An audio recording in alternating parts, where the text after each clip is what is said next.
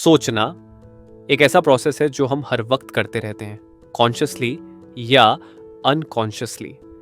लेकिन क्या आपने कभी नोटिस किया है कि कुछ डिसीजंस आप बड़ी जल्दी और कॉन्फिडेंटली ले लेते हो, जबकि कुछ में आप बार बार सोचते हो, डाउट करते हो, एनालिसिस करते हो? डैनियल कानेमन, एक नोबेल प्राइज विनर साइकोलॉजिस्ट, को इसी बारे में बात करते हैं अपनी किताब थिंकिंग फास्ट एंड स्लो में। वो कहते हैं कि हमारा दिमाग दो अलग अलग तरीकों से सोचता है और यही दो तरीके हमारी पूरी जिंदगी को साइलेंट कंट्रोल करते हैं।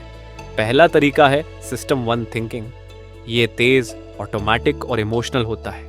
ये वही सिस्टम है जो आपको एकदम से रिएक्शन देता है। जैसे कि अगर कोई आपसे तेज आवाज में बात करता है तो आप तुरंत इरिटेटेड हो जाते हो, या किसी का चेहरा देखकर आप सेकंड्स में जज कर लेते हो कि वो इंसान ट्रस्टवर्दी है या नहीं।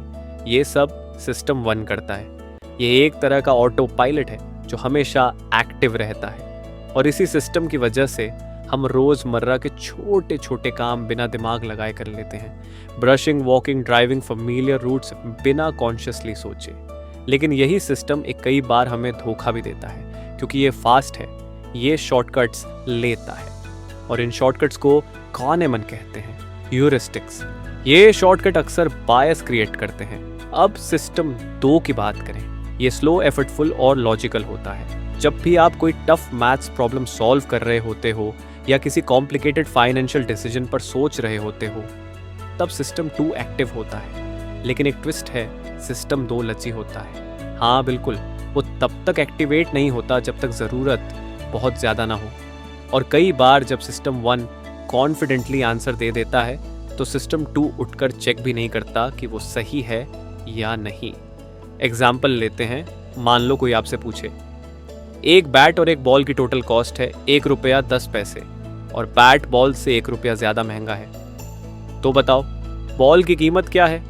ज़्यादातर लोग तुरंत जवाब देंगे ₹0.1, लेकिन सही जवाब है ₹0.5, क्योंकि अगर बॉल ₹0.5 है तो बैट ₹1 ज़्यादा यानी ₹1.5 होगा, और दोनों मिलकर ₹1.10 बनते हैं।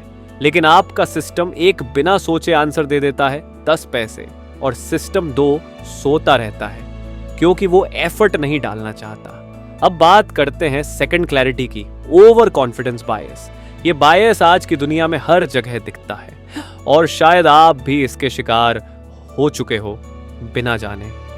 डैनियल कानेमन बताते हैं कि इंसानों की सबसे कॉमन मेंटल गलती है अपनी एबिलिटीज और नॉलेज को ओवर एस्टिमेट करना। हम सोचते हैं कि हमें ज़्यादा पता है, हम बेहतर समझते हैं और हमारे डिसीजन सही हैं, जबकि असल में हमारे प्रिडिक्शंस अक्सर गलत होते हैं।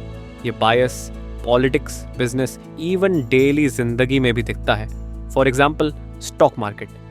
लोग सोचते हैं कि उन्हें मार्केट का ट्रेंड समझ आ गया है और वो कॉन्फिडेंटली इन्वेस्ट कर देते हैं बिना प्रॉपर रिसर्च या एनालिसिस के, और बाद में जब नुकसान होता है तो वो एक्सटर्नल एक्सक्यूजेस ढूंढते हैं, जैसे कि इकोनॉमी खराब थी या टाइमिंग गलत था।